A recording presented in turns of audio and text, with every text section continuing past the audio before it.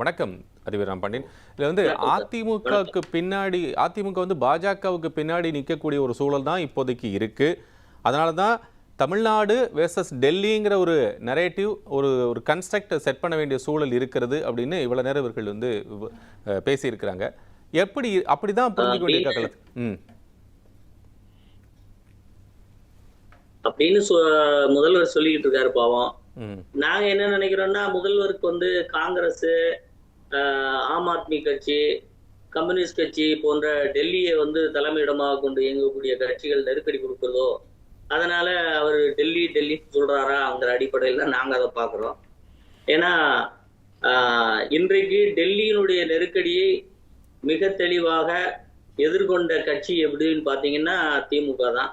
ஏன்னா அவங்க கூட்டணியில வந்து அவர்கள் கேட்டது 25 கொடுப்போம் என்று சொன்ன போதும் 25 பெறமாட்டோம், 28 வேண்டும், கூட ஒரு ராஜ்யசபை உறுப்பினரும் வேண்டும் என்று அழுத்தத்தை கொடுத்து அடிபணிய வைத்து இன்றைக்கு அவர்கள் காங்கிரஸ் வந்து தேர்தல் பங்கீட்டை ஒரு பெரிய அழுத்தத்திற்கு பின் தான் திமுகவால் முடிக்க முடிந்தது.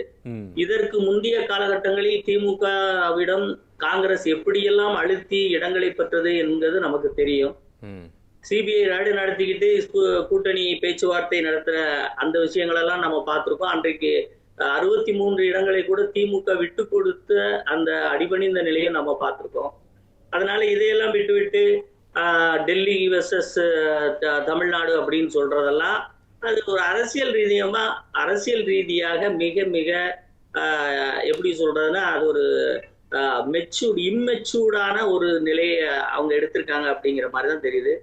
ஒருவேளை அதற்கு காரணம் வந்து அவர்கள் அணியில 3 டெல்லி கட்சிகள் இருப்பதனால அந்த பயத்துல அந்த தாக்கத்துல சொல்லிட்டு இருக்காரா அப்படிங்கிற கண்ணோட்டத்துல நம்ம பார்க்க முடியுமே ஒழிய, அதிமுக மிக தெளிவாக தீர்க்கமாக நாங்க வந்து 193 இடங்களில் வாக்காளர்களே சந்தித்து விட்டு வந்திருக்கிறார் எங்களுடைய பொதுச் செயலாளர். அந்த அடிப்படையில் மிக தெளிவாகவும் தீர்க்கமாகவும் தேர்தல் பணிகளை செய்யக்கூடிய கட்சி தமிழகத்தில் அதிமுக. கடுமையான விமர்சனங்கள் வந்து நேத்து மாநில மாநாட்டுல அதிவரம் பண்ணேன் சார். நிதி வரவில்லை இல்ல இதுல நேற்று கடுமையான விமர்சனங்கள் வந்து முதலமைச்சர் திரு ஸ்டாலின் வச்சிருந்தாங்க. கூட்டணிக்கு பேர் கூட வைக்க முடியாத நிலைமையில இருக்காங்க. இது அதிமுக கூட்டணியா, பாஜக தேசிய ஜனநாயக கூட்டணியா? சரி, அவங்க சொல்றபடி தேசிய ஜனநாயக கூட்டணி வச்சுக்கலாம். அப்படின்னா இந்த தேர்தல் வந்து தமிழ்நாட்டுக்கும் டெல்லிக்குமானது தானே. அதிமுக கொஞ்சம் கொஞ்சமா விழுங்கிட்டு இருக்கு பாஜக. அவங்க தான் மொத்தமா இது அவங்க பின்னாடி நிக்கிறாங்க. அப்படி இது போன்ற தொடர்ச்சியா விமர்சனம் வைக்கிறாங்களே. அப்ப எந்த இடத்துல அதிமுக இருக்கு? திமுக வெர்சஸ் அதிமுகங்கிறது இல்லாம திமுக வெர்சஸ் டெல்லி, தமிழ்நாடு வெர்சஸ் டெல்லிங்கிற மாதிரி சூழல் உருவாகுது. அதான் அவர் சொல்றாரு. அப்படிலாம் இல்லை சார். அந்த மாதிரி எல்லாம் ஒரு எண்ணம் அப்படின்னு ஒரு எண்ணம் உருவாகல. அப்படி இவங்க பேசி பரவசம் அடைஞ்சுக்கிறாங்களே ஒழிய, அந்த கூட்டணியில சார் இப்ப இந்தியா கூட்டணி என்றுதான் ராகுல் காந்தி வந்தா சொல்லுவாரு. ராகுல் காந்தி வந்து இந்திய கூட்டணி இல்லைன்னு சொல்லுவாரா? ராகுல் காந்தி முதல்ல இங்க வந்தாரா? காங்கிரஸ் கட்சியோடு கூட்டணி முடிச்சிட்டீங்கல்ல, இதுவரைக்கும் கூட்டணி முடிந்தது, வாழ்த்துக்கள், எங்கள் கூட்டணி வெற்றி பெறும்னு எங்கேயாவது ஒரு ஸ்டேட்மெண்ட் ராகுல் காந்தியிடம் இருந்தோ, சோனியா காந்தியிடம் இருந்தோ, கார்கேயிடம் இருந்தோ வந்திருக்கிறதா? இல்ல தமிழ்நாட்டுக்கு 5ஆம் தேதி வாரேன்னு சொன்ன ராகுல் காந்தி வந்தாரா? ஏன் வரவில்லை? பக்கத்துல இருக்கிற கேரளாவுக்கு வந்துட்டு போற ராகுல் காந்தி ஏன் இங்க வரவில்லை? அப்போ அழுத்தத்திற்கு உட்பட்டு நிற்பது திமுகவா இல்ல அதிமுகவா?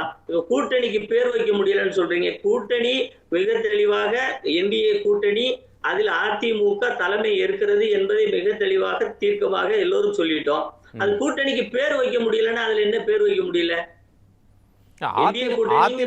அதிமுக கூட்டணின்னு கூட சொல்ல முடியாத சூழல் இருக்கிறாரு திரு எடப்பாடி பழனிசாமின்னு சொல்றாரு. அதிமுக தலைமையிலான கூட்டணின்னு தானே சார் சொல்லணும். அது என்ன சார் அதிமுக கூட்டணின்னு அப்படித்தான் சொல்லணும். இப்படிதான் இப்ப திமுக கூட்டணி நான் சொல்லியிருக்கீங்க. திமுக கூட்டணியே திமுக கூட்டணி நான் சொல்றோம்.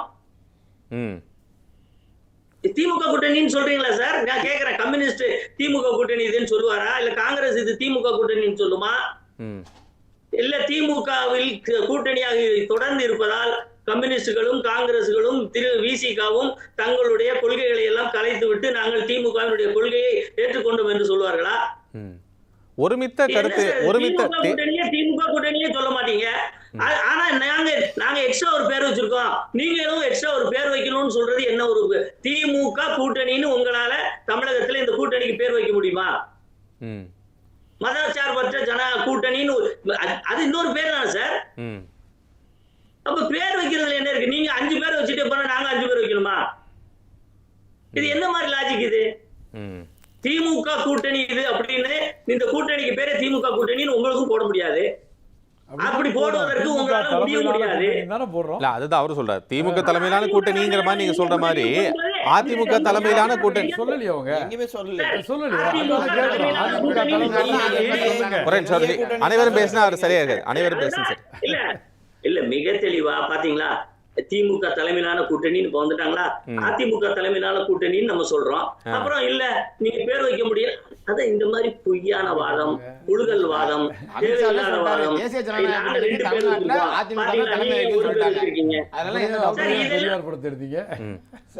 இதெல்லாம் வந்து எங்க கூட்டணியை பொறுத்த வரைக்கும் நீங்க கேட்ட கேள்வி என்ன, யார் தலைமை தாங்கன்னு கேட்டீங்க. தமிழ்நாட்டை பொறுத்த வரைக்கும் தேசிய ஜனநாயக கூட்டணி தலைமை தாங்கிறது அதிமுக. அதிமுக தலைமையிலான கூட்டணி தான் இங்க தமிழ்நாட்டுல இருக்கு. இது போதுமா? இது நாங்க சொல்லிட்டோம். நீங்க வந்து திமுக கூட்டணி நீங்க சொல்லுங்க, உங்க கட்சியில இருந்து திமுக கூட்டணி தலைமையிலான கூட்டணி தமிழ்நாட்டுல திமுக தலைமை. அதுதான் நாங்க சொல்றோம். பாஜக அதிமுக தலைமை, அதிமுக தலைமை நண்பர் அமித்ஷா சொல்லிருக்காங்க. வடிவேல் ஒரு நிமிஷம். அதுவே ராமபாண்டியன் பேசி முடிச்சிருங்க. இல்ல சார், இப்ப அவங்க சொல்ற விமர்சனத்துக்குள்ள ஒரு கேள்வியை கேட்டுட்டு உள்ள போனீங்கன்னா அப்படியே பதறிடுவாங்க. ஐயோ நாங்க வந்து திமுக தலைமையிலான கூட்டணி. அதே தான் நாங்களும் சொல்லிக்கிட்டு இருக்கோம். அதிமுக தலைமையிலான என்டிஏ கூட்டணிங்கிறதுல எங்களுக்கு இன்னொரு 5-6 பேர் வைக்கிற விருப்பம் கிடையாது. ஒரே பேர் இருக்கிறது. அந்த பேரை வச்சுக்கிட்டு அதிமுக மிக தெளிவாக தலைமையேற்று நடத்தி கொண்டு போய்கிட்டு இருக்கு. நான் இன்னும் சொல்ல போனா, நீங்க திமுக கூட்டணியில இதுவரை யாராவது கூட்டணி பேசிக்கிட்டு இருக்கோம், பேசின 3 பேராவது எந்த ஒரு பிரச்சார கூட்டத்துல மீட்டிங் போட்டு இதுவரைக்கும் 3 பேர் நாங்க தேர்தல் கூட்டணியில ஒத்து போயிட்டோம் அப்படின்னு ஒண்ணா நிக்க முடிஞ்சிருக்கா? தேர்தல் பணிகளில இதுவரைக்கும் நீங்க இன்னும் ஒன்றாகவே இல்ல. இதுல இருந்து நீங்க வந்து பாத்தீங்களா, நாங்க திட்டம் என்ன தமிழகத்திற்கு திட்டம் சார். அதிமுக ஆட்சி காலத்துல 2016 இருந்து 21 வரைக்கும் வரி பகிர்வு வருவாயில் பிஜேபி கொடுத்தது எங்களை விட, அதாவது அதிமுக ஆட்சியை விட கிட்டத்தட்ட 1 லட்சம் கோடி ரூபாய் இந்த திமுக அரசுக்கு அதிகமாக பகிர்வு கொடுத்திருக்கு. அதே மாதிரி திட்ட நிதி இருக்கு பாத்தீங்களா, ஒவ்வொரு திட்டமா கொடுக்கிறது. அந்த நிதியில அதிமுக ஆட்சி காலத்தில் கொடுத்ததை விட 25,000 கோடி அதிகமாக தமிழ்நாட்டுக்கு கொடுத்திருக்கு. ஆனா நீங்க திருப்பி அனுப்புகிற தொகை எவ்வளவு தெரியுமா? பட்டியலின மக்களுக்கான தொகையில் 5,000 கோடியை திருப்பி அனுப்பியிருக்கீங்க. ரயில்வேல ஆண்டுக்கு ஆண்டு கிட்டத்தட்ட 600 இருந்து 700 கோடியை திருப்பி அனுப்பிச்சுட்டு இருக்கீங்க. நீங்கள் திருப்பி அனுப்பிய தொகைக்கும் கல்விக்கு வராக்கடன் என்று கேட்கின்ற தொகைக்கும் ஒப்பிட்டு பார்த்தாலே எவ்வளவு நிர்வாக திறனற்ற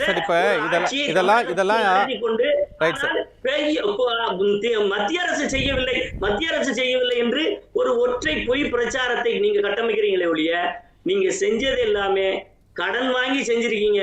புதுசா ஒரு வீட்டுல நிர்வாகத்துக்கு வந்த பையன் வீட்டுல டிவி, ஃப்ரிட்ஜ் எல்லாம் வாங்கி வைப்பான்.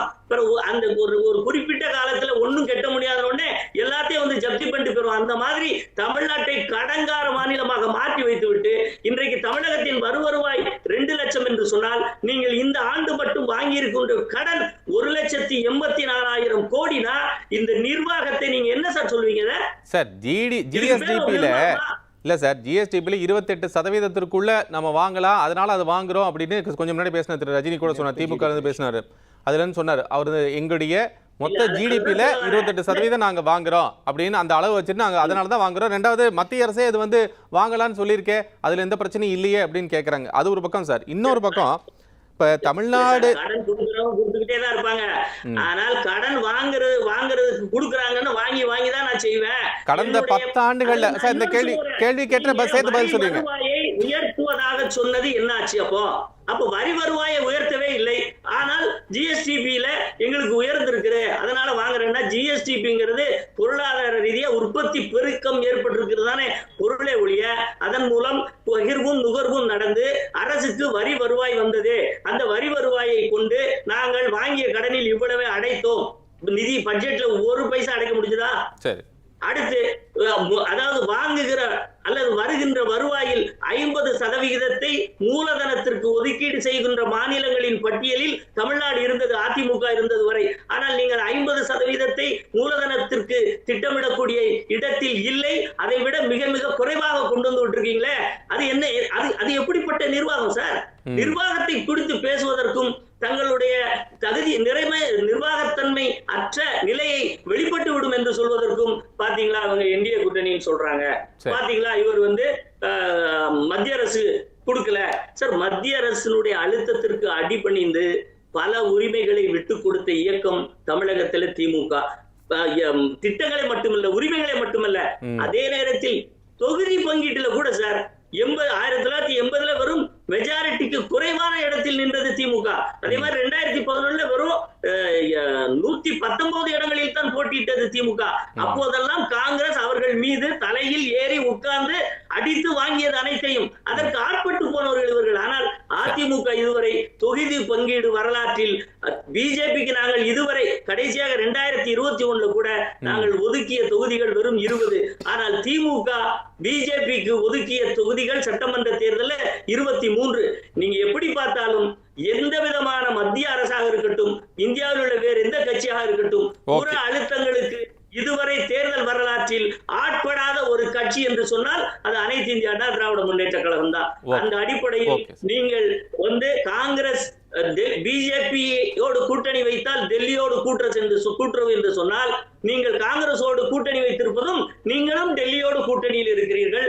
அந்த டெல்லி இந்திய மொழியை திணித்ததிலிருந்து அந்த காலத்தில் எத்தனை பேர் சாவதற்கு திட்டங்களை வகுத்த கட்சி காங்கிரஸ். அதே மாதிரி மீசாவில் ஒருவர் படுக்கிற அறையில் 9 பேரை போட்டு அடித்தார்கள் வெளுத்தாளர்கள்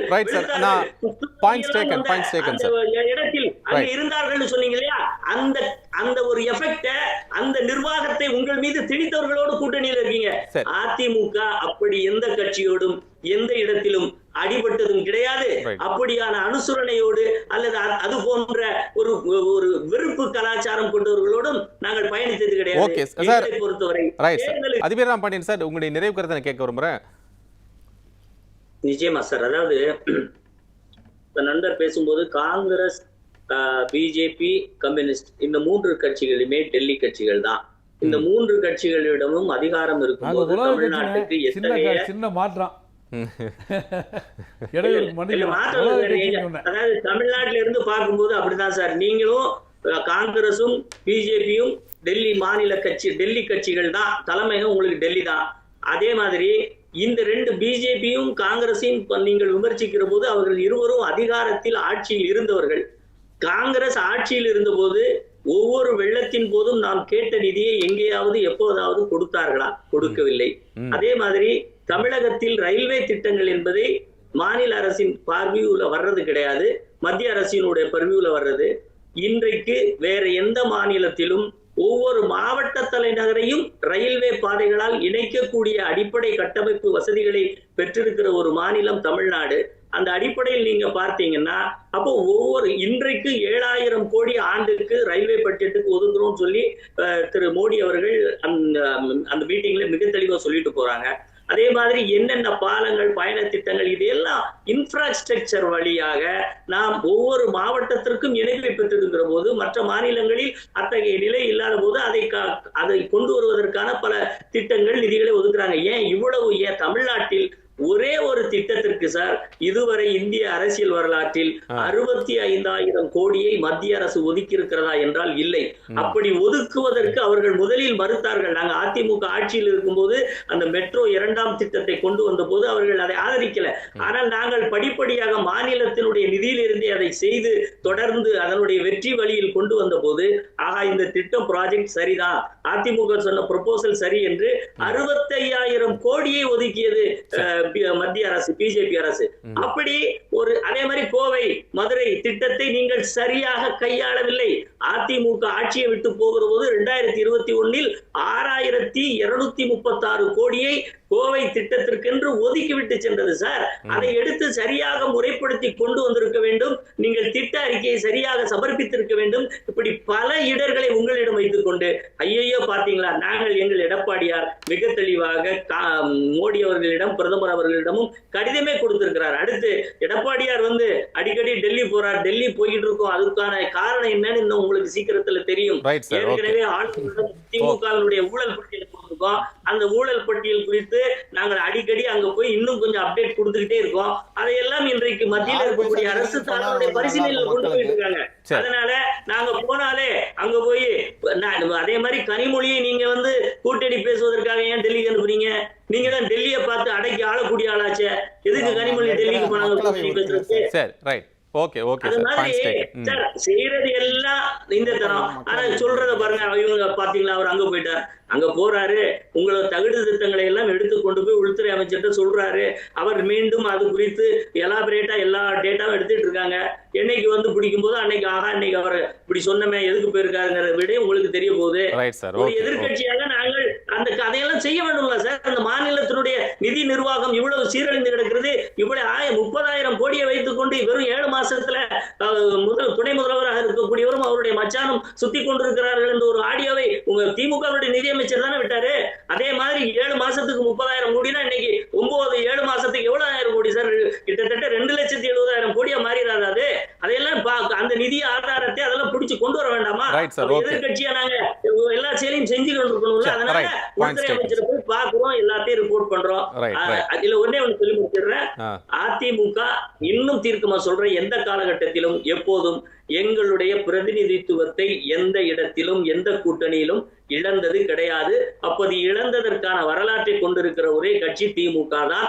கம்யூனிஸ்ட் கட்சிகள் இன்றைக்கு இங்கே இப்படி சொன்னாலும் ஒவ்வொரு மாநிலத்திலும் ஒவ்வொரு கோரிக்கைகளை வைத்திருப்பவர்கள், கொள்கை மாறுபாட்டை கொண்டிருக்கின்றவர்கள். அதனால் கம்யூனிஸ்டும் டெல்லி தான், காங்கிரசும் டெல்லி தான், பிஜேபியும் டெல்லி தான். அதனால திமுகவுல 3 டெல்லி வெர்சஸ் திமுக இருக்கு.